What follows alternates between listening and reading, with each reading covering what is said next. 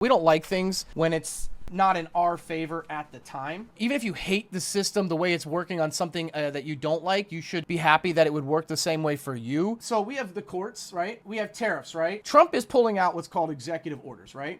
However, Trump is doing what's called testing the water. So he's just signing executive orders and everything, with the idea that as long as it's not specifically said that what he's doing is illegal, it's not illegal. It hasn't been determined yet, right? So what he's doing is he's signing executive orders on everything and saying, okay, we're going to run this and then let it go to the courts to decide if this is legal or not, or if this is within my scope of power or not. And that's what's happening. If tariffs are sold illegal, why are they still in place? Well, basically, executive order allows tariffs to go into place, right? Is that legal? Does he have that power? Well, who's to decide, right? Who interprets the law? The courts. So immediately, the government gets sued, right? And says, no, you can't do this. Well, what do? You have to go to court. So you go to a court. And the court says it's legal. Well, now the companies, the corporations, the people who are suing now get to appeal that decision and say, I don't believe this court had the right evidence or made the right decision. And if you have substance to say that that's true,